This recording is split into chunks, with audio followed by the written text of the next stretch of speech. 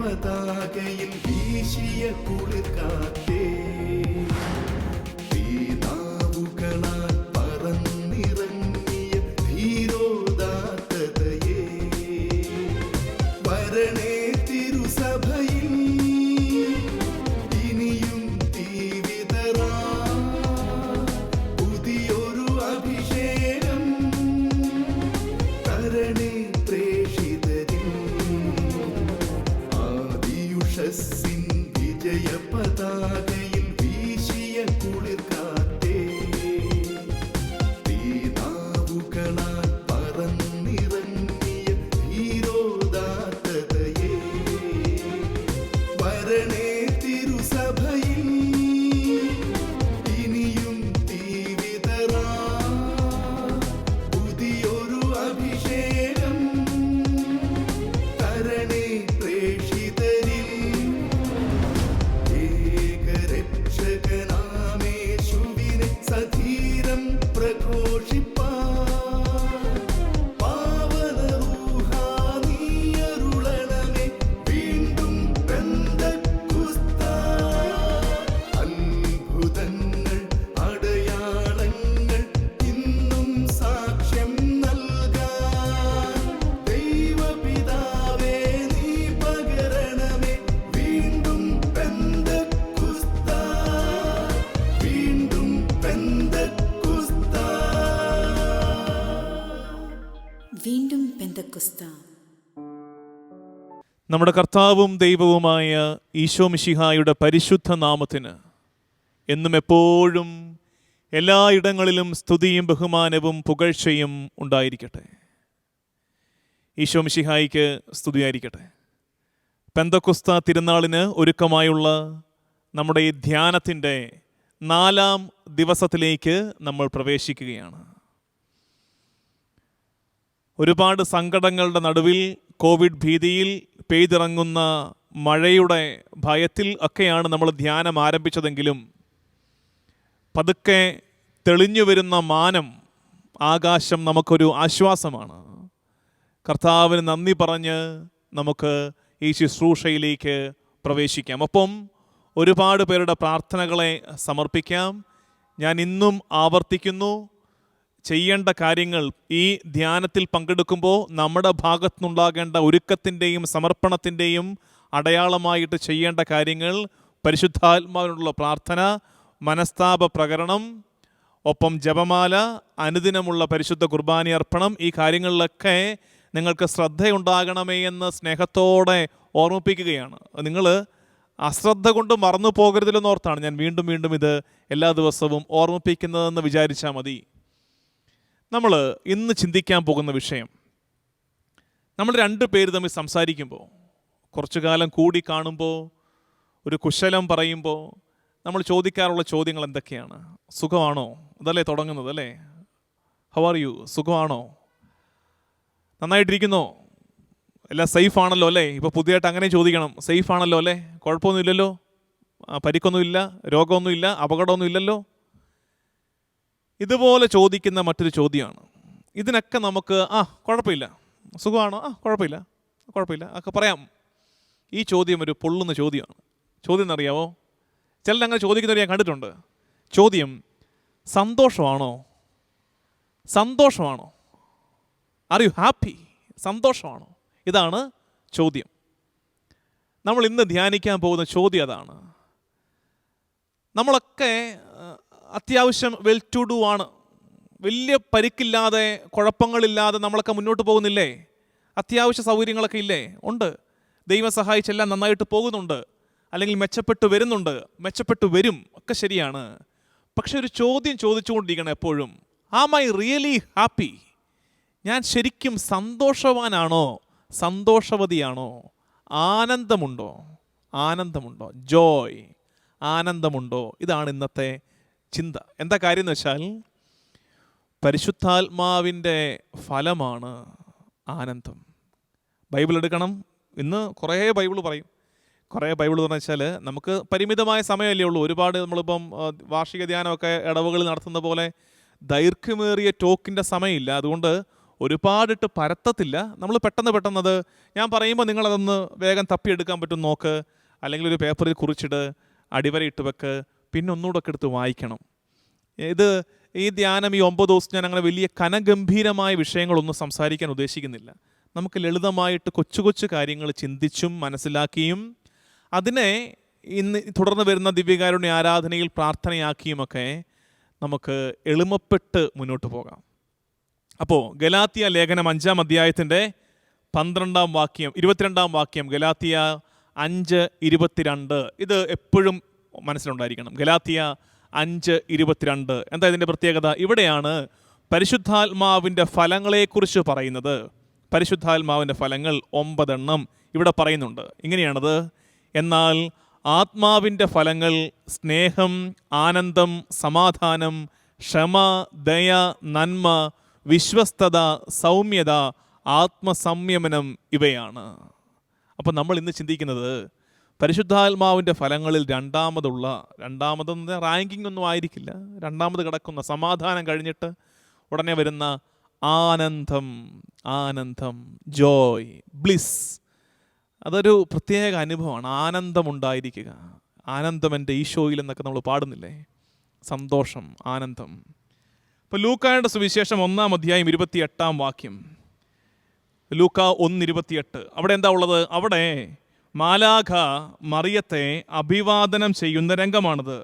നമ്മൾ ബൈബിളിൽ, മലയാളം ബൈബിളിൽ നമ്മളത് വായിക്കുന്നത് ലൂക്ക 1:28. കിട്ടുന്നവർ എടുത്ത് വായിക്കണം, നല്ല കാര്യമാണ്. വീട്ടകങ്ങളിൽ വചനം മുഴങ്ങിക്കോട്ടെ. കേൾക്കാൻ അച്ഛനില്ലല്ലോ എന്ന് വിചാരിച്ചിട്ട് വായിക്കാതിരിക്കണ്ട, എടുത്ത് വായിക്കാം. ഇങ്ങനെയാണത് വായിക്കുന്നത്: ദൂതൻ അവളുടെ അടുത്ത് വന്ന് പറഞ്ഞു, ദൈവകൃപ നിറഞ്ഞവളെ സ്വസ്തി, കർത്താവ് നിന്നോടുകൂടെ. ദൈവകൃപ നിറഞ്ഞവളെ സ്വസ്തി, നമ്മൾ അതിനെ തർജ്ജമ ചെയ്തപ്പോൾ അങ്ങനെയാണ്. അത് നമ്മൾ ഇംഗ്ലീഷ് ബൈബിൾ വായിക്കുമ്പോൾ പറയുന്നത് rejoice, full of grace, rejoice, ആനന്ദിക്കുക. അതായത് മനുഷ്യകുലത്തിൻ്റെ രക്ഷാകര പദ്ധതിയുടെ ഒരു പുതിയ ഫേസ്, ഒരു പുതിയ ഘട്ടം ഉദ്ഘാടനം ചെയ്യപ്പെടാൻ പോവുകയാണ്. ആ നേരത്ത് ഉദ്ഘാടന വേളയിൽ മറിയത്തോട് മാലാഖ ആദ്യം പറയുന്ന വാക്ക് റിജോയ്സ്, ആനന്ദിക്കുക. കാരണം എന്താ അറിയാമോ? ഈ രക്ഷ നമ്മളെ നയിക്കാൻ പോകുന്നത് ആനന്ദത്തിലേക്കാണ്. അത് ആരുടെ പ്രവർത്തനമാണ്?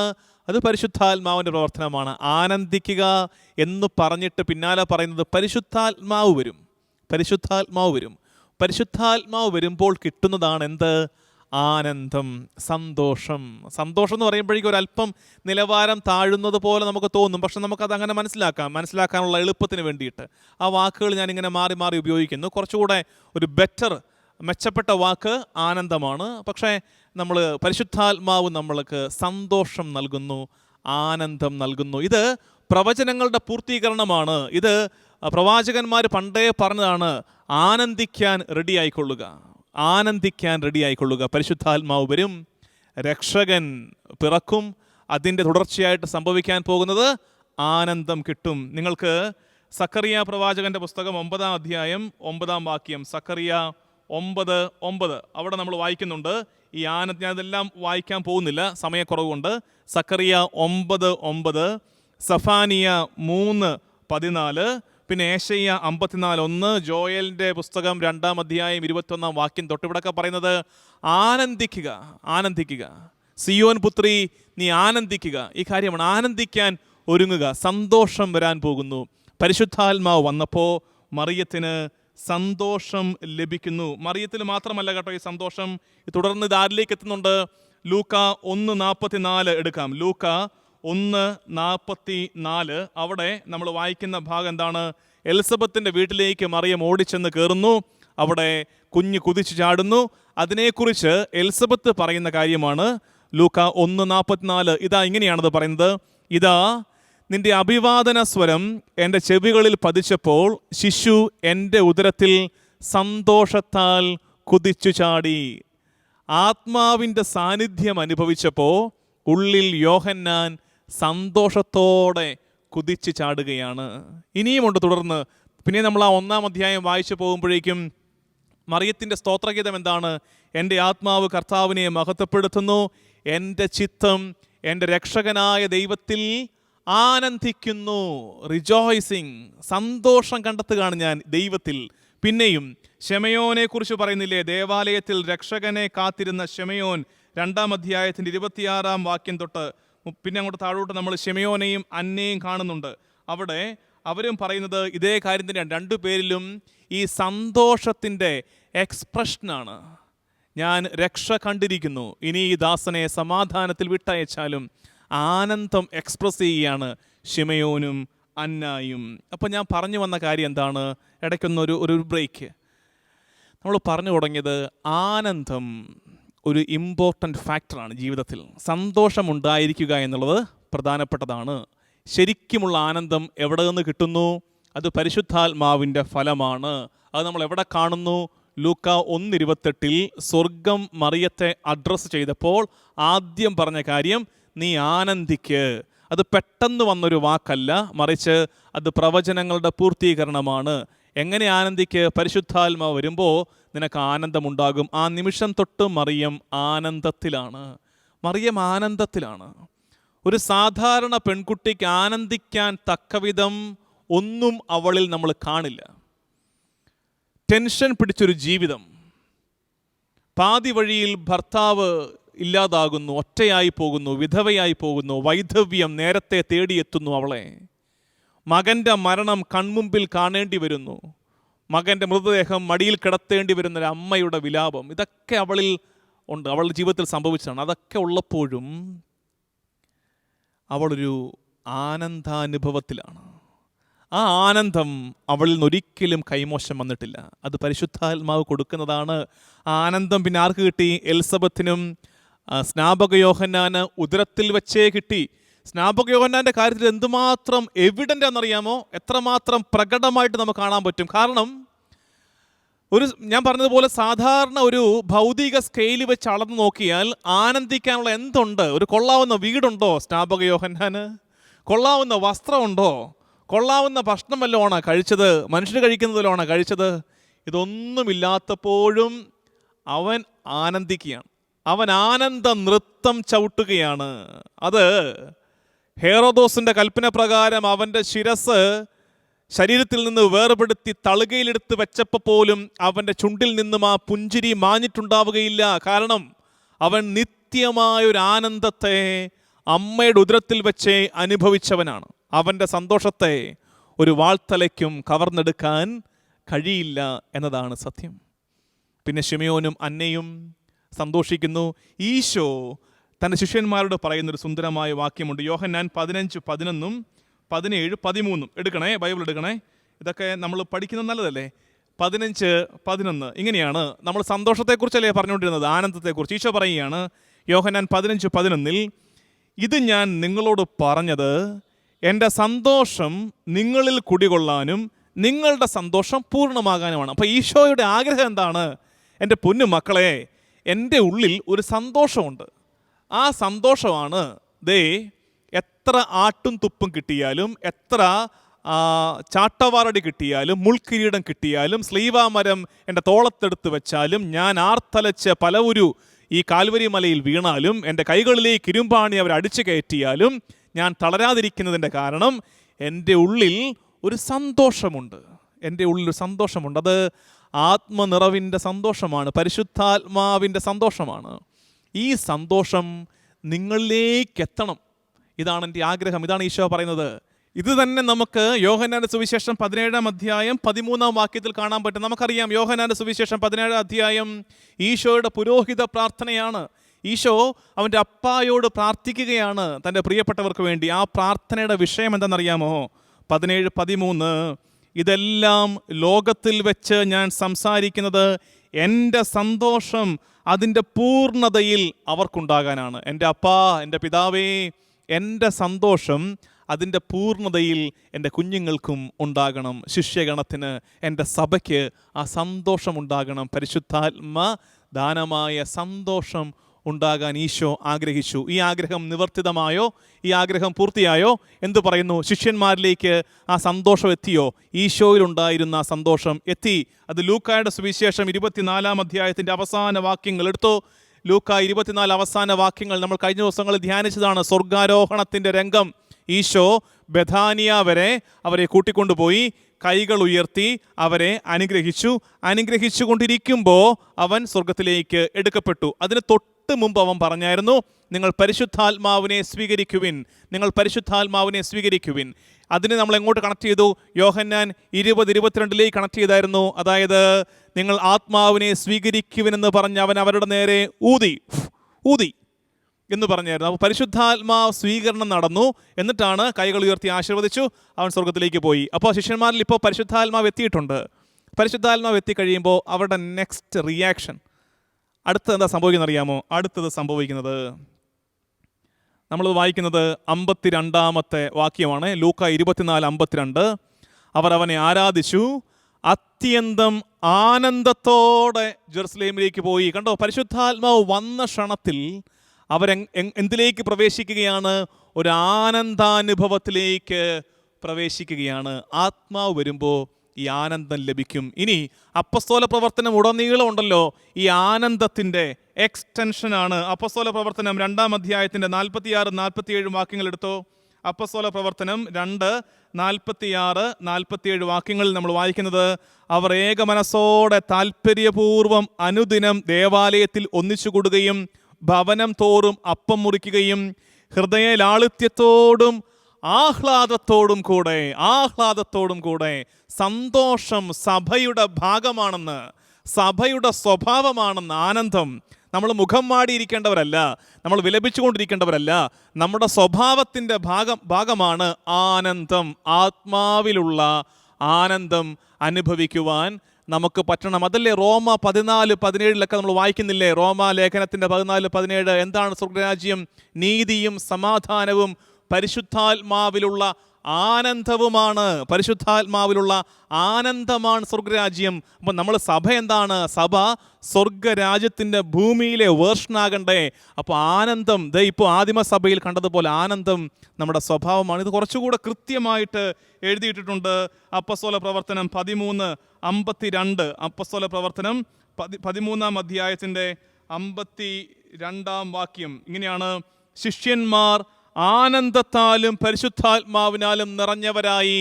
ഇരട്ടിപ്പാണ്, രണ്ടും ഒന്നാണ്. ശിഷ്യന്മാർ ആനന്ദത്താലും പരിശുദ്ധാത്മാവിനാലും നിറഞ്ഞവരായി. ആത്മാവിനാലും അഗ്നിയാലും എന്ന് പറയത്തില്ലേ? രണ്ടും ഒന്ന് തന്നെയാണ്. അതുപോലെ തന്നെയാണ് ഇവിടെ ആനന്ദത്താലും പരിശുദ്ധാത്മാവിനാലും ശിഷ്യന്മാർ നിറഞ്ഞു. പരിശുദ്ധാത്മാവ് വരുമ്പോൾ ഈ ആനന്ദത്തിൻ്റെ നിറവ് അനുഭവിക്കാൻ പറ്റും. അതെല്ലാം സന്തോഷത്തോടെ ഇരിക്കുമ്പോൾ മാത്രമല്ലെന്നേ, പാടുപീഡകളുടെ നടുവിലും അതും നമുക്ക് കാണാൻ പറ്റും.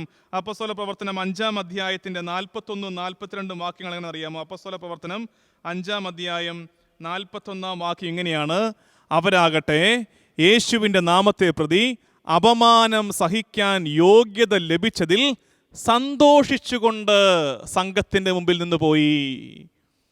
ഈ ആനന്ദം ഉള്ളിൽ അങ്ങോട്ട് നിറഞ്ഞാലുണ്ടല്ലോ,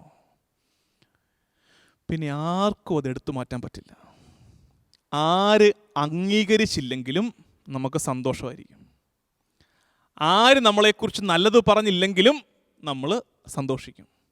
ആര് നമ്മളെ ഒറ്റപ്പെടുത്തിയാലും നമ്മൾ സന്തോഷിക്കും. ആര് നമ്മളോട് നന്ദികേട് കാണിച്ചാലും നമ്മൾ സന്തോഷിക്കും. വരുമാന മാർഗങ്ങൾ അടഞ്ഞുപോയി, ഭാവിയെക്കുറിച്ച് ഉത്കണ്ഠയുണ്ട്, പക്ഷെ അപ്പോഴും ഉള്ളിൽ കെടാത്ത ആനന്ദത്തിൻ്റെ ഒരു വിളക്കുണ്ടായിരിക്കും. രോഗബാധിതനായി ശരീരത്തിൽ സഹനം അനുഭവിക്കുകയാണ്, അപ്പോഴും ഉള്ളിൽ ഒരാനന്ദമുണ്ടാകും. പ്രിയമുള്ള ദൈവജനമേ, ഞാൻ ഇനി പറയാൻ പോകുന്ന കാര്യം എന്നറിയാമോ? പരിശുദ്ധാത്മാവിൻ്റെ ഫലമായ ഈ ആനന്ദം ഉള്ളിൽ നിറയുമ്പോൾ ആനന്ദത്തിൻ്റെ കാരണമായി നമ്മൾ ദൈവത്തെ കണ്ടെത്തും. അതായത് ആനന്ദത്തിൻ്റെ ഏണി, അങ്ങനെ മനസ്സിലാക്കുക, ആനന്ദത്തിൻ്റെ ഏണി ദൈവത്തിലേക്ക് ചാരിവെക്കും. ആനന്ദത്തിൻ്റെ കാരണം ദൈവത്തിലേക്ക് ചാരിവെക്കും. ആനന്ദത്തിൻ്റെ കാരണം ദൈവത്തിലേക്ക് ചാരിവെച്ചാൽ എന്താ ഗുണം? ദൈവം മാറ്റമില്ലാത്തവനാണ്, അവൻ കരുണാമയനാണ്, സ്നേഹനിധിയാണ്. അങ്ങനെ വരുമ്പോൾ എൻ്റെ ആനന്ദത്തിൻ്റെ ഏണി ഒരിക്കലും താഴെ വീഴില്ല, എൻ്റെ ആനന്ദം ഒരിക്കലും കവർന്നെടുക്കപ്പെടുകയില്ല, നശിപ്പിക്കപ്പെട്ടു പോവുകയില്ല. പക്ഷെ നമുക്ക് പറ്റുന്ന അപകടം, നമ്മൾ നമ്മുടെ ജീവിതത്തിലെ സന്തോഷത്തിൻ്റെ കാരണം കണ്ടെത്തുന്നത് എവിടെയാണ്? നല്ല കാര്യങ്ങളിലായിരിക്കും. നമ്മുടെ കുടുംബമായിരിക്കും സന്തോഷത്തിൻ്റെ കാരണം. മോശമാണോ, പാപമാണോ, തെറ്റാണോ? അല്ല, നല്ല കാര്യമാണ്. പക്ഷേ ദൈവത്തെ മറന്നിട്ട്, ദൈവത്തെ 2, 3, 4, 5 സ്ഥാനത്തേക്ക് ഇട്ടിട്ട് എൻ്റെ സന്തോഷത്തിൻ്റെ ഒന്നാം കാരണമായി എൻ്റെ കുടുംബത്തെ കണ്ടാൽ, എൻ്റെ ജീവിത പങ്കാളിയെ കണ്ടാൽ, എൻ്റെ മക്കളെ കണ്ടാൽ, മാതാപിതാക്കളെ കണ്ടാൽ, എൻ്റെ ജോലിയെ കണ്ടാൽ, എൻ്റെ ബിസിനസ്സിനെ കണ്ടാൽ, വരുമാന മാർഗത്തെ കണ്ടാൽ, എൻ്റെ പേരിനെയും പെരുമയും കണ്ടാൽ എന്ത് പറ്റുമെന്നറിയാവോ? ഇതൊക്കെ എപ്പോൾ വേണമെങ്കിലും ക്ഷയിച്ചു പോകാം, തകർന്നു പോകാം. അപ്പോൾ ഇതൊക്കെ ക്ഷയിക്കുന്നതോടുകൂടി, ഇതൊക്കെ തകരുന്നതോടുകൂടി നമ്മുടെ സന്തോഷവും നഷ്ടപ്പെട്ടു പോകുന്നു. നമ്മുടെ സന്തോഷവും നഷ്ടപ്പെട്ടു പോകുന്നു. നമ്മുടെ ജീവിതത്തിലെ ആനന്ദഭാവം നഷ്ടപ്പെട്ടു പോകുന്നു. അതുകൊണ്ട് എൻ്റെ ആനന്ദത്തിൻ്റെ ഏണി, എൻ്റെ സന്തോഷത്തിൻ്റെ കാരണം കർത്താവിലേക്ക് ചാരിവെക്ക്, കർത്താവിലേക്ക് ചാരിവെക്ക്. അപ്പോൾ എന്നും ജീവിതത്തിലെ സാഹചര്യങ്ങൾ മാറി മറിഞ്ഞു വരും. ഒരു കാലത്ത് എല്ലാം നല്ലതാണെങ്കിൽ മറ്റൊരു കാലത്ത് എല്ലാം താറുമാറാകും. അതും അവസാനമല്ല, ഇനിയും ശരിയാകും, പിന്നെ മോശമാകും. അതങ്ങനെയാണ് ജീവിതം. അപ്പോഴും ഞാനിങ്ങനെ സ്റ്റേബിളായിട്ട് നിൽക്കും. എന്താ കാര്യം? ഞാൻ ആശ്രയം കണ്ടെത്തുന്നത്, ആനന്ദം കണ്ടെത്തുന്നത് എൻ്റെ കർത്താവിലാണ്. ദൈവജനമേ, പരിശുദ്ധാത്മാവിലുള്ള ആനന്ദത്തിന് വേണ്ടി ഇന്ന് ആഗ്രഹിച്ച് പ്രാർത്ഥിക്കണം. ഇന്ന് കാണുന്ന അപകടം, ഇന്നല്ലെന്നേ, എല്ലാ കാലത്തും ഇതൊക്കെ ഉണ്ട്. നമ്മൾ സന്തോഷം തേടിയാണ് പാപം ചെയ്യുന്നത്, അല്ലേ? നമ്മൾ ആരെങ്കിലും കഷ്ടപ്പെട്ട് ബുദ്ധിമുട്ടി വേദന ആഗ്രഹിച്ച് പാപം ചെയ്യുവോ? ഇല്ല. പാപം ചെയ്യുന്നത് ഒരു സുഖം, ഒരു സന്തോഷം, അതിനു വേണ്ടിയിട്ടാണ്. പക്ഷേ അറിഞ്ഞിരിക്കണം, അനുഭവം കൊണ്ടെങ്കിലും അറിഞ്ഞിരിക്കണം, ഒരു പാപത്തിനും നമുക്ക് സന്തോഷം തരാൻ പറ്റില്ല. ആ നേരത്തെ ഒരു നൈമിഷിക സുഖം തരും, ഒരു പ്ലഷർ തരും. അതിനപ്പുറത്ത് എല്ലാ പാപവും നമുക്ക് സമ്മാനിക്കുന്നത് ഒരു വാക്വം ഫീലാണ്, ഒരു ശൂന്യതാബോധമാണ്. അതുകൊണ്ട് ഇനിയും പാപത്തിൻ്റെ വഴികളിലേക്ക് സന്തോഷം തേടി പോകരുതേ. ഒന്നിനും നമ്മളെ തൃപ്തിപ്പെടുത്താൻ പറ്റില്ലെന്ന് തിരിച്ചറിയുക. ഒന്നിലും നമ്മൾക്ക് സന്തോഷത്തിൻ്റെ ആശ്രയം തേടാൻ പറ്റില്ല. കർത്താവിൽ ആനന്ദിക്കുക. പാപവഴികളെ വെറുത്ത് ഉപേക്ഷിച്ച് കർത്താവിൽ ആനന്ദിക്കാൻ പറ്റട്ടെ. പത്രോസ്ലീഹായുടെ 1-ാം ലേഖനത്തിൻ്റെ 4-ാം അധ്യായം 13-ാം വാക്യം. പത്രോസ്ലീഹായുടെ 1-ാം ലേഖനം 4-ാം അധ്യായം 13-ാം വാക്യം. ക്രിസ്തുവിൻ്റെ പീഡകളിൽ നിങ്ങൾ പങ്കുകാരാകുന്നതിൽ ആഹ്ലാദിക്കുവിൻ. അവൻ്റെ മഹത്വം വെളിപ്പെടുമ്പോൾ നിങ്ങൾ അത്യധികം ആഹ്ലാദിക്കും.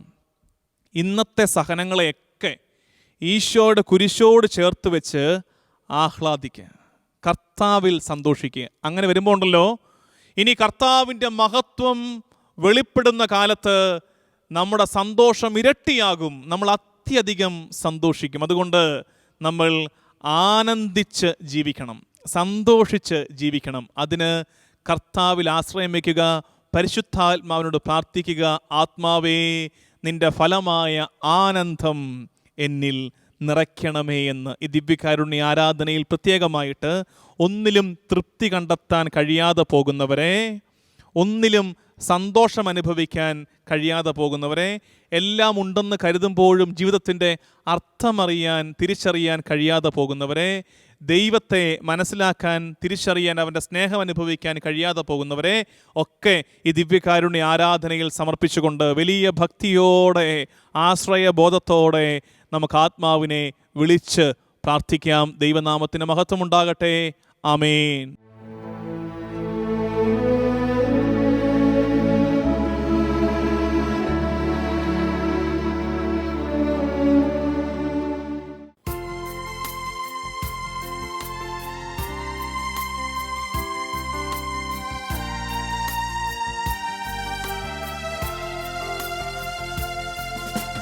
ആരാധ്യനേ, അത്യുന്നതനേ, ആരിലും ഉന്നതനേ.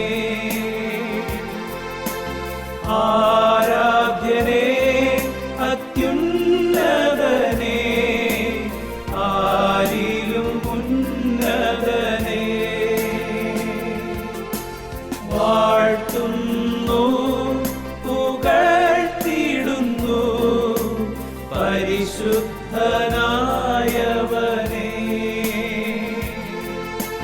വാഴ്ത്തുന്നു, പുകഴ്ത്തിടുന്നു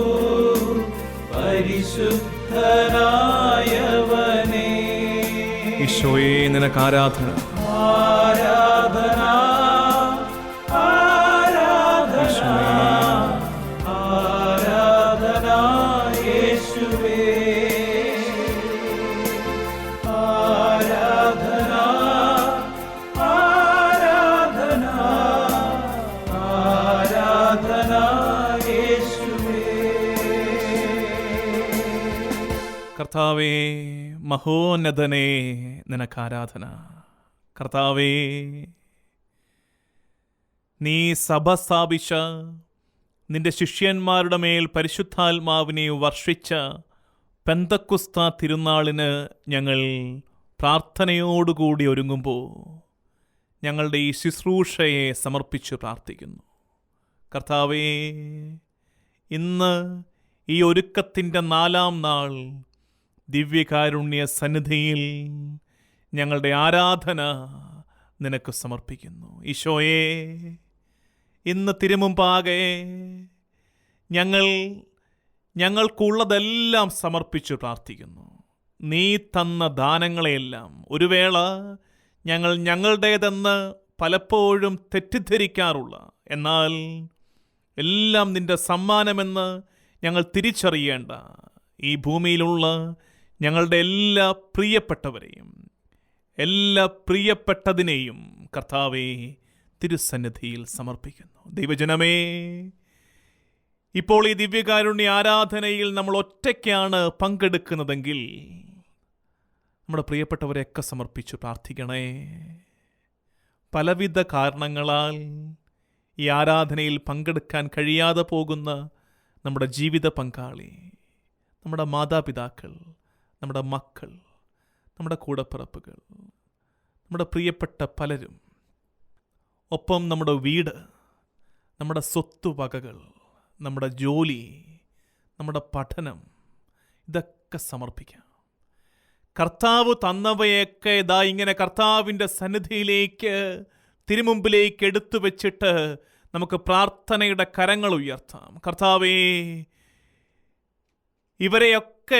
ഇവയൊക്കെ നീ അനുഗ്രഹിക്കണമേ എന്ന് പ്രാർത്ഥിക്കാം. കർത്താവേ, ഞാൻ ഈ സമർപ്പിക്കുന്ന എൻ്റെ പ്രിയപ്പെട്ടവരുടെ മേൽ നിന്റെ അനുഗ്രഹം ചൊരിയണമേ. ഞങ്ങളുടെ സ്വന്തമായ എല്ലാത്തിൻ്റെ മേലും കർത്താവേ നിന്റെ കാരുണ്യം വർഷിക്കണമേ.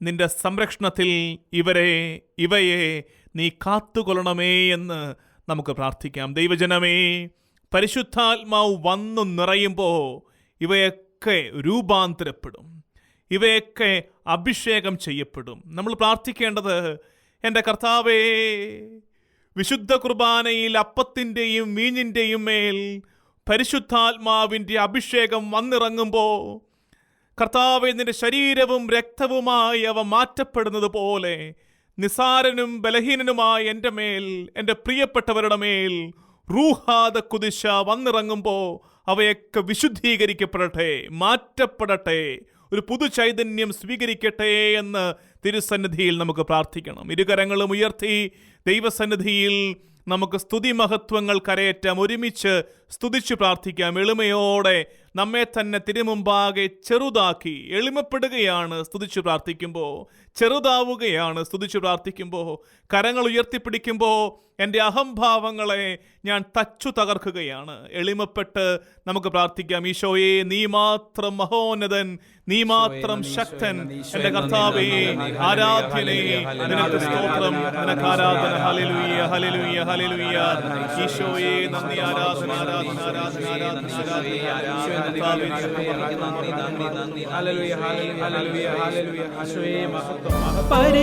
പരിശുദ്ധാത്മാവേ, കരുണ തന്നഗ്നിയേ, എന്നിൽ നീ നിറഞ്ഞിടണേ. പരിശുദ്ധാത്മാവേ, കരുണ തന്നഗ്നിയേ, എന്നിൽ നീ നിറഞ്ഞിടണേ. ദൈവത്തിൻ മാറാത്ത നന്മയെ കാണുവാൻ കാഴ്ച നീ നൽകണേ. ദൈവത്തിൻ മാറാത്ത നന്മ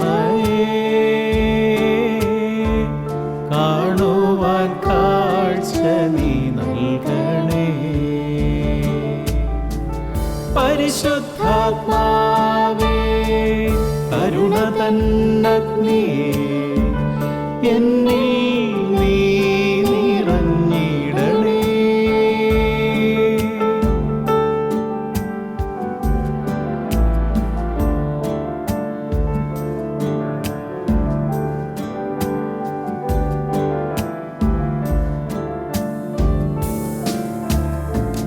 ചെങ്കടലിൻ മുന്നിൽ വന്നാലും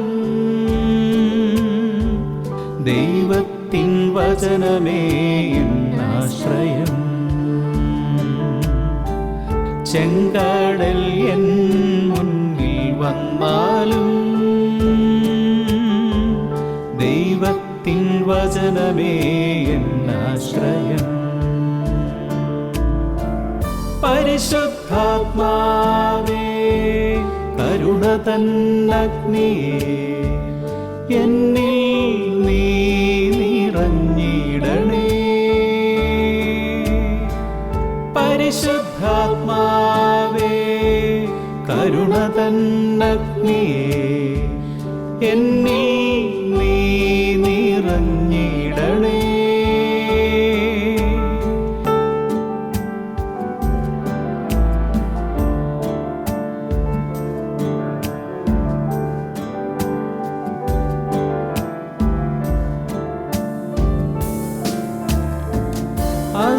അസാധ്യമായി നിനക്കൊന്നുമേ ഇല്ല എന്നേറ്റു ഞാൻ പാടിടും. അസാധ്യമായി എനിക്കൊന്നുമേ ഇല്ല എന്നേറ്റു ഞാൻ പാടിടും. പരിശുദ്ധാത്മാവേ കരുണ തന്നഗ്നിയേ എന്നിൽ നീ നിറഞ്ഞിടണേ. പരിശുദ്ധാത്മാവേ കരുണ തന്നഗ്നിയേ എന്നിൽ നീ നിറഞ്ഞിടണേ.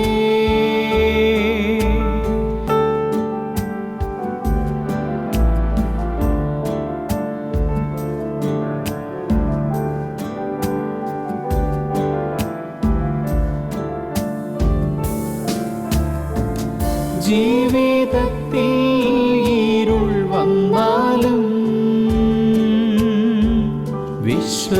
വിശ്വസിച്ചിടും നിൻ സ്നേഹത്തിൽ. ജീവിതത്തിൽ ഇരുൾ വന്നാലും വിശ്വസിച്ചിടും നിൻ സ്നേഹത്തിൽ. പരിശുദ്ധാത്മാവേ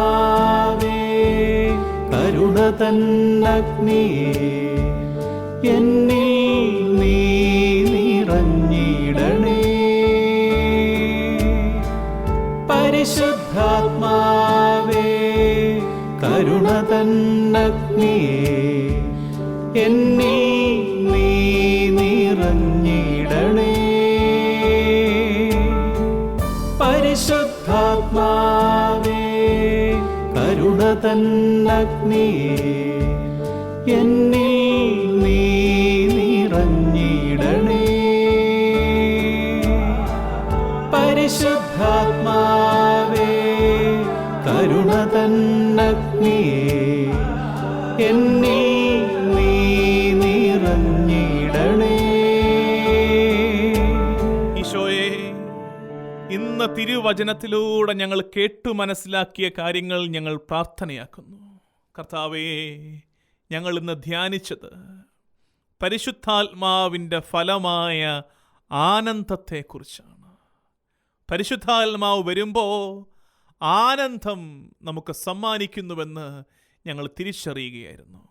പരിശുദ്ധ അമ്മ ആനന്ദത്തിൻ്റെ ഒരു ജീവിതത്തിലേക്ക് പ്രവേശിച്ചതുപോലെ സ്നാപക യോഹന്നാൻ ശിരസ്സറക്കപ്പെടുന്ന നേരം വരെയും എന്തിന് അതിനുശേഷവും നിലയ്ക്കാത്ത ഒരാനന്ദ നൃത്തം ചവിട്ടിയതുപോലെ ശിമയോനും അന്നയും ദേവാലയത്തിൽ രക്ഷകനെ നോക്കിപ്പാർത്തിരുന്നവർ ആനന്ദത്തിൻ്റെ സംതൃപ്തിയുടെ വാക്കുകൾ ഉരുവിട്ടതുപോലെ. ഈശോയെ, നീ പറഞ്ഞില്ലേ, ഞാനിതെല്ലാം നിങ്ങൾക്ക് പറഞ്ഞു തരുന്നത് എൻ്റെ ആനന്ദം, എൻ്റെ സന്തോഷം നിങ്ങളിലേക്ക് എത്തുന്നതിനും നിങ്ങളുടെ സന്തോഷം പൂർണ്ണമാകുന്നതിനും വേണ്ടിയാണ്. കർത്താവേ, നീ ആഗ്രഹിച്ച ആ സന്തോഷം ഞങ്ങൾക്കുണ്ടാകുവാൻ. ശിഷ്യന്മാർ സ്വർഗാരോഹണത്തിന് ശേഷം ആനന്ദത്തോടെ ജെറുസലേമിലേക്ക് മടങ്ങിയ ആ ആനന്ദം ഞങ്ങൾക്കുണ്ടാകുവാൻ. ആദിമസഭ ഒരുമിച്ച് കൂടിയപ്പോൾ അവർ ആഹ്ലാദത്തോടെ പ്രാർത്ഥിക്കുകയും ഭക്ഷണം പങ്കുവെക്കുകയും ചെയ്ത ആ ആഹ്ലാദത്തിൻ്റെ അനുഭവം ഞങ്ങളുടെ ജീവിതത്തിൽ ഉണ്ടാകുവാൻ. ശിഷ്യന്മാര് ആനന്ദത്തിലും പരിശുദ്ധാത്മാവിലും നിറഞ്ഞുവെന്ന് തിരുവചനം സാക്ഷ്യപ്പെടുത്തുന്ന അതേ ആനന്ദം ഞങ്ങൾക്കുണ്ടാകുവാൻ. സക്കറിയ പ്രവാചകനും ഏശയ്യായുമൊക്കെ പ്രവചിച്ച സിയോൻ പുത്രി ആനന്ദിക്കുക എന്ന് ആഹ്വാനം ചെയ്ത അതേ ആനന്ദം ഞങ്ങളിൽ നിറയുവാൻ ആത്മാവിൻ്റെ അഭിഷേകം ഞങ്ങൾക്ക് നൽകണമേ ഈശോയെ. കർത്താവേ, ഈ കാലത്ത് സൗകര്യങ്ങൾ ഒരുപാടേറുമ്പോഴും ഞങ്ങളുടെ ജീവിത സാഹചര്യങ്ങളുടെ നിലവാരം ഉയരുമ്പോഴും സ്വന്തമായുള്ളവയുടെ എണ്ണവും നിലവാരവും ഉയരുമ്പോഴും കർത്താവേ, ഞങ്ങൾക്ക് നഷ്ടപ്പെടുന്നത് ഈ ആനന്ദമാണ്. സന്തോഷിക്കാൻ പറ്റുന്നില്ല കർത്താവേ. സന്തോഷത്തോടെ സമാധാനത്തോടെ ഒന്നിരിക്കാൻ ഞങ്ങൾക്ക് പറ്റുന്നില്ല കർത്താവേ. ഞങ്ങളുടെ ബന്ധങ്ങളിൽ, ഞങ്ങളുടെ തൊഴിലിടങ്ങളിൽ, ഞങ്ങളുടെ വ്യാപാരങ്ങളിൽ, ഞങ്ങളുടെ പ്രാർത്ഥനകളിൽ കർത്താവേ, ഞങ്ങൾക്ക് ആനന്ദം നഷ്ടപ്പെടുന്നു. ഈശോയെ, അങ്ങനെ ആനന്ദം നഷ്ടപ്പെട്ട ഞങ്ങൾ കേവല സുഖം തേടി പാപത്തിൻ്റെ പിന്നാലെ പോകുന്നു. പക്ഷേ ഒരു പാപത്തിനും ഞങ്ങളുടെ ഈ ആനന്ദ ആഗ്രഹത്തെ തൃപ്തിപ്പെടുത്താൻ പറ്റുന്നില്ല. വലിയ ശൂന്യതാ ബോധത്തിലേക്ക്, നിരാശയിലേക്ക് പാപം ഞങ്ങളെ തള്ളിവിടുന്നു. കർത്താവേ, ഞങ്ങളുടെ ഹൃദയത്തിൻ്റെ ഉള്ളറകളിലെ ആ ശൂന്യതയിലേക്ക് പരിശുദ്ധാത്മാവ് വന്നു നിറയട്ടെ.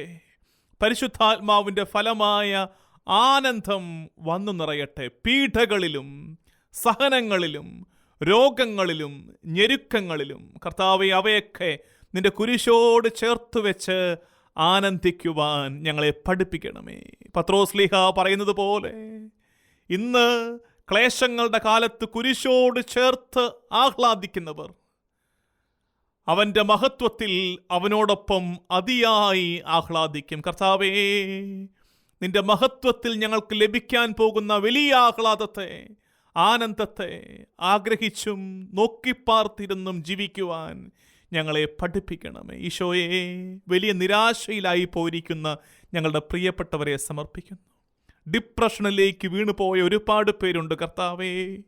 ഈ കഴിഞ്ഞ 1.5 വർഷത്തിനുള്ളിൽ എല്ലാം വെറുതെയാണെന്ന് തോന്നിപ്പോയവർ, നിരാശയുടെ പടുകുഴിയിലേക്ക് വീണുപോയവർ കർത്താവേ, അവരൊക്കെ നിന്നിലേക്ക് നോക്കട്ടെ. നിന്നെ നോക്കിയവരൊക്കെ പ്രകാശിതരായി എന്നുള്ള തിരുവചനം അവരിൽ പൂർത്തിയാകട്ടെ. കർത്താവേ, ലോകത്തിന് യഥാർത്ഥമായ ആനന്ദം ആത്മാഭിഷേകത്താലേ നീ സമ്മാനിക്കണമേ.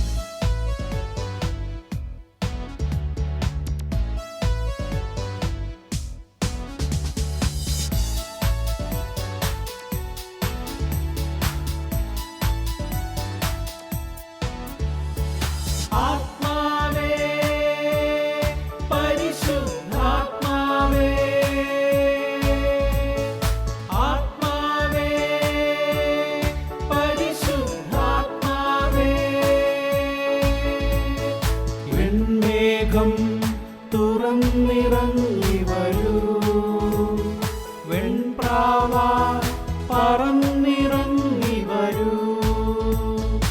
അലിവിന്നുറവേ, അറിവിൻ നിറവേ, അകതാരിൽ നിറയൂ, അഗ്നിയായി പടരൂ.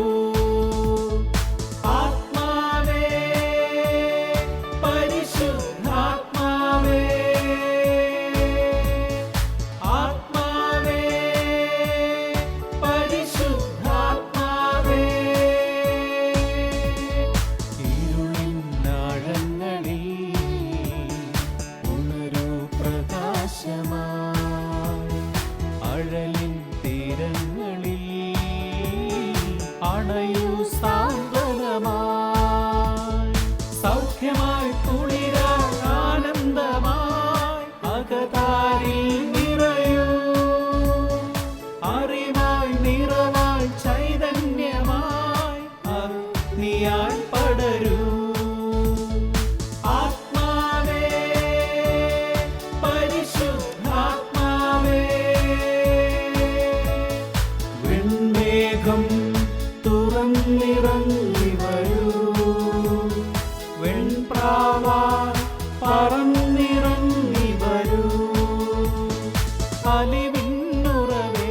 അറിവിൻ നിറവേ അകതാരിൽ നിറയൂ, അഗ്നിയായി പടരൂ.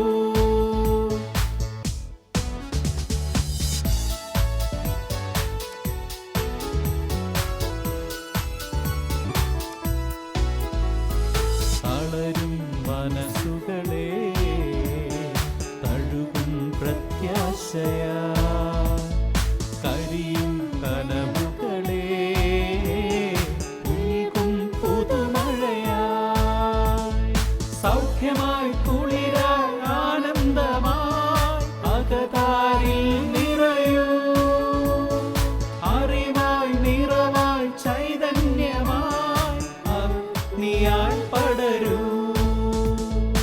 ആത്മാവേ പരിശുദ്ധാത്മാവേ,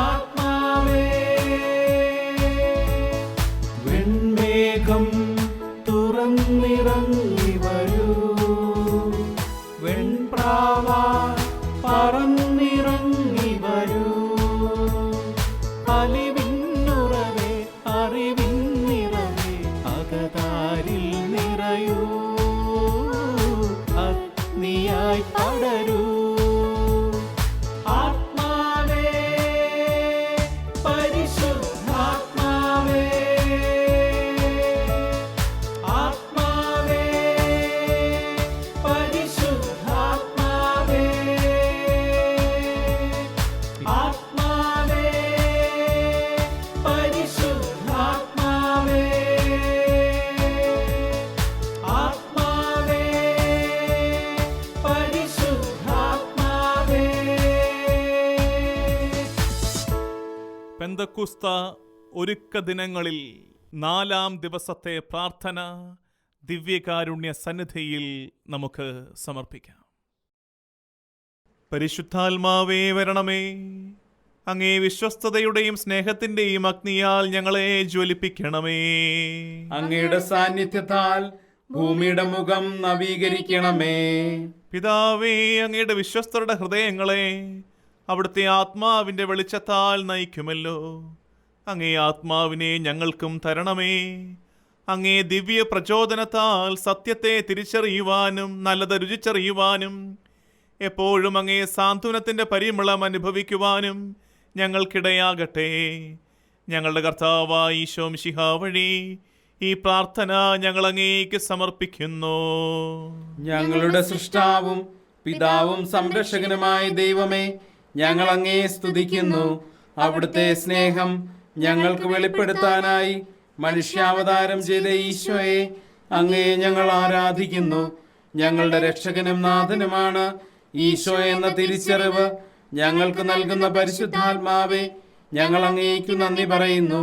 ലോകസ്ഥാപനം മുതൽ അങ്ങേ ദിവ്യ സാന്നിധ്യത്താൽ ഭൂമിയുടെ മുഖം നവീകരിച്ചു കൊണ്ടിരിക്കുന്ന പരിശുദ്ധാത്മാവേ, ഞങ്ങൾ അങ്ങയെ മഹത്വപ്പെടുത്തുന്നു. സിഹിയോനൂട്ടുശാലയിൽ ദാഹത്തോടെ കാത്തിരുന്ന പരിശുദ്ധ അമ്മയുടെയും സ്ലീഹന്മാരുടെയും മേൽ ഇറങ്ങി വന്ന പരിശുദ്ധാത്മാവേ, ഈ സമൂഹത്തിന്റെ മേലും ഇറങ്ങി വരണമേ. ഞങ്ങളുടെ ഹൃദയങ്ങളെ അങ്ങയുടെ കൃപയാൽ നിറയ്ക്കണമേ. അവിടുത്തെ ആലയമായ ഞങ്ങളുടെ ശരീരത്തെ അങ്ങ് വിശുദ്ധീകരിക്കണമേ. പിതാവിന്റെയും പുത്രന്റെയും ആത്മാവേ, ഞങ്ങൾക്ക് ആഴമുള്ള ദൈവസ്നേഹാനുഭവത്തിലും വിശ്വാസത്തിലും വളരാൻ ആവശ്യമായ കൃപ തരണമേ. ആമേൻ. അപ്പസ്തോല പ്രവർത്തനം 4-ാം അധ്യായം 23 മുതൽ 31 വരെയുള്ള വാക്യങ്ങൾ. നമ്മുടെ കർത്താവായ മിശിഹായ്ക്ക് സ്തുതി. മോചിതരായ അവർ സ്വസമൂഹത്തിലെത്തി. പുരോഹിത പ്രമുഖന്മാരും ജനപ്രമാണികളും പറഞ്ഞ കാര്യങ്ങൾ അവരെ അറിയിച്ചു. അത് കേട്ടപ്പോൾ അവർ ഏകമനസ്സോടെ ഉച്ചത്തിൽ ദൈവത്തോട് അപേക്ഷിച്ചു, നാഥാ, ആകാശത്തിൻ്റെയും ഭൂമിയുടെയും സമുദ്രത്തിൻ്റെയും അവയിലുള്ള സകലത്തിൻ്റെയും സൃഷ്ടാവേ, ഞങ്ങളുടെ പിതാവും അവിടുത്തെ ദാസനുമായ ദാവീദിൻ്റെ അധരത്തിലൂടെ പരിശുദ്ധാത്മാവ് മുഖേന അവിടുന്ന് ഇപ്രകാരം അരുളി ചെയ്തിട്ടുണ്ടല്ലോ. വിജാതിയർ രോഷാകുലരായത് എന്തിന്? ജനങ്ങൾ വ്യർത്ഥമായ കാര്യങ്ങൾ വിഭാവനം ചെയ്തതും എന്തിന്? കർത്താവിനും അവിടുത്തെ അഭിഷിക്തനുമെതിരായി ഭൂമിയിലെ രാജാക്കന്മാർ അണിനിരക്കുകയും അധികാരികൾ ഒരുമിച്ച് കൂടുകയും ചെയ്തു. അവിടുന്ന് അഭിഷേകം ചെയ്ത അവിടുത്തെ പരിശുദ്ധ ദാസനായ യേശുവിനെതിരെ ഹേറോദോസും പന്തിയോസ് പീലാത്തോസും വിജാതിയരോടും ഇസ്രായേൽ ജനങ്ങളോടുമൊപ്പം സത്യമായും ഈ നഗരത്തിൽ ഒരുമിച്ചുകൂടി. അവിടുത്തെ ശക്തിയും ഹിതവും അനുസരിച്ച് നിശ്ചയിച്ചിരുന്ന കാര്യങ്ങൾ നിറവേറുന്നതിനു വേണ്ടിയാണ് അവർ ഇപ്രകാരം ചെയ്തത്. അതിനാൽ കർത്താവേ, അവരുടെ ഭീഷണികളെ അവിടുന്ന് ശ്രദ്ധിക്കണമേ. അവിടുത്തെ പരിശുദ്ധ ദാസനായ യേശുവിൻ്റെ നാമത്തിൽ രോഗശാന്തിയും അടയാളങ്ങളും അത്ഭുതങ്ങളും സംഭവിക്കുന്നതിനായി അവിടുത്തെ കൈകൾ നീട്ടണമേ. അവിടുത്തെ വചനം പൂർണ്ണ ധൈര്യത്തോടെ പ്രസംഗിക്കാൻ ഈ ദാസരെ അനുഗ്രഹിക്കണമേ. പ്രാർത്ഥന കഴിഞ്ഞപ്പോൾ അവർ സമ്മേളിച്ചിരുന്ന സ്ഥലം കുലുങ്ങി. അവരെല്ലാവരും പരിശുദ്ധാത്മാവിനാൽ പൂരിതരായി ദൈവവചനം ധൈര്യപൂർവം പ്രസംഗിച്ചു. നമ്മുടെ കർത്താവായ മിശിഹായ്ക്ക് സ്തുതി. അനുദിന ജീവിതത്തിൽ എപ്പോഴും നമ്മോടൊപ്പമായിരിക്കുന്ന പരിശുദ്ധാത്മാവിന് തന്നെ തന്നെ ഭരമേൽപ്പിക്കാം. പരിശുദ്ധാത്മ ശക്തിയിൽ നാം നയിക്കപ്പെടുവാനും അവിടുത്തെ ദാനമായ സഹനശക്തിയാൽ നിറയപ്പെടാനും പ്രാർത്ഥിക്കാം. ആത്മാവിന്റെ ശക്തിയാൽ ഞങ്ങളെ നിറയ്ക്കണമേ. ആദിമസഭയെ ശക്തിയിലും കൃപയുടെ നിറവിലും നയിച്ച പരിശുദ്ധാത്മാവേ, അങ്ങയിലുള്ള വിശ്വാസം ധൈര്യപൂർവം പ്രഘോഷിക്കുന്നതിന് ആത്മാവിന്റെ ശക്തിയാൽ ഞങ്ങളെ നിറയ്ക്കണമേ. ഈശോയെ, ഈ ലോകത്ത് ഞങ്ങൾ സഹിക്കേണ്ട പീഡനങ്ങളെയും കഷ്ടതകളെയും കുറിച്ച് അങ്ങ് ഞങ്ങൾക്ക് മനസ്സിലാക്കി തന്നു. വിശ്വാസത്തിൽ ആഴപ്പെട്ട് ഞങ്ങൾക്കുണ്ടാകുന്ന സഹനങ്ങളെ സ്വീകരിക്കാനുള്ള ശക്തിക്കായി ആത്മാവിന്റെ ശക്തിയാൽ ഞങ്ങളെ നിറയ്ക്കണമേ. ക്രിസ്ത്യാനികൾക്കെതിരെ നടക്കുന്ന എല്ലാ പീഡനങ്ങൾക്കും നടുവിലും എല്ലാവരും പതറാതെ വിശ്വാസത്തിൽ ശക്തിപ്പെട്ട് സഹിച്ചു നിൽക്കുന്നതിനായി ആത്മാവിന്റെ ശക്തിയാൽ ഞങ്ങളെ നിറയ്ക്കണമേ. ഈ കാലഘട്ടത്തിന്റെ പ്രവാചകരാകാൻ വിളിക്കപ്പെട്ട ഞങ്ങളിൽ ഓരോ വ്യക്തിയും ചുറ്റുമുള്ള തിന്മകൾ തിരിച്ചറിയുന്നതിനും നന്മ മാത്രം സ്വീകരിച്ച് സ്വർഗം ലക്ഷ്യമാക്കി ജീവിക്കുന്നതിനുമായി ആത്മാവിന്റെ ശക്തിയാൽ ഞങ്ങളെ നിറയ്ക്കണമേ. ഞങ്ങളുടെ ജീവിതം അനേകർക്ക് മാതൃകയും പ്രചോദനവുമായി തീരുവാൻ ആത്മാവിന്റെ ശക്തിയാൽ ഞങ്ങളെ നിറയ്ക്കണമേ. ഓ ദൈവമേ, പരിശുദ്ധാത്മ ഫലമായ ക്ഷമയാൽ ഞങ്ങളെ നിറയ്ക്കണമേ. ഞങ്ങളായിരിക്കുന്ന എല്ലാ ജീവിത സാഹചര്യങ്ങളിലും ക്ഷമ കൈവിടാതെ മറ്റുള്ളവരോട് സഹിഷ്ണുതയോടെ വർത്തിക്കുവാൻ ഞങ്ങളെ സഹായിക്കണമേ. അസ്വസ്ഥരാകുകയും കോപിക്കുകയും എതിർക്കുകയും ചെയ്യാൻ സാധ്യതയുള്ള എല്ലാ സാഹചര്യങ്ങളിലും അങ്ങ് ഞങ്ങൾക്ക് കൂട്ടായിരിക്കണമേ. ഞങ്ങളുടെ പ്രതീക്ഷയ്ക്കനുസരിച്ച് കാര്യങ്ങൾ നടക്കാതെ വരുമ്പോഴും വിപരീതമായവ സംഭവിക്കുമ്പോഴും പ്രത്യാശ നഷ്ടപ്പെടാതെ എല്ലാം നന്മയ്ക്കായി പരിണമിപ്പിക്കുന്ന അങ്ങയുടെ പരിപാലനയിൽ ആശ്രയിച്ച് ക്ഷമയോടെ നിലകൊള്ളുവാൻ ഞങ്ങളെ സഹായിക്കണമെന്ന് ഞങ്ങളുടെ കർത്താവായ ഈശോ മിശിഹാ വഴി അങ്ങയോട് ഞങ്ങൾ പ്രാർത്ഥിക്കുന്നു. ആമേൻ. പരിശുദ്ധ പരമമാം ദിവ്യകാരുണ്യമേ, ഇന്നുമെന്നും അങ്ങേക്കാരാധന. പരിശുദ്ധ പരമമാം ദിവ്യകാരുണ്യമേ, ഇന്നുമെന്നും അങ്ങേക്കാരാധന. പരിശുദ്ധ പരമമാം ദിവ്യകാരുണ്യമേ, ഇന്നുമെന്നും അങ്ങേക്കാരാധന. ഇന്നുമെന്നും അങ്ങേക്കാരാധന. ഇന്നുമെന്നും അങ്ങേക്കാരാധന. നന്ദി നന്ദി നന്ദി. Hallelujah hallelujah hallelujah hallelujah. ആരാധന ആരാധന ആരാധന ആരാധന ആരാധന ആരാധന. മഹത്വം മഹത്വം മഹത്വം മഹത്വം. ഈശോയേ നന്ദി, ഈശോയേ ആരാധന. ഈശോയേ എനിക്ക് നന്ദി നന്ദി നന്ദി നന്ദി. ഈശോയേ നന്ദി, ഈശോയേ ഈശോയേ മഹത്വം മഹത്വം മഹത്വം. ഹല്ലേലൂയ നന്ദി നന്ദി നന്ദി. Hallelujah hallelujah. ഈശോയേ അങ്ങേക്ക് മഹത്വം മഹത്വം മഹത്വം മഹത്വം. ആരാധന ആരാധന hallelujah hallelujah hallelujah hallelujah hallelujah hallelujah hallelujah hallelujah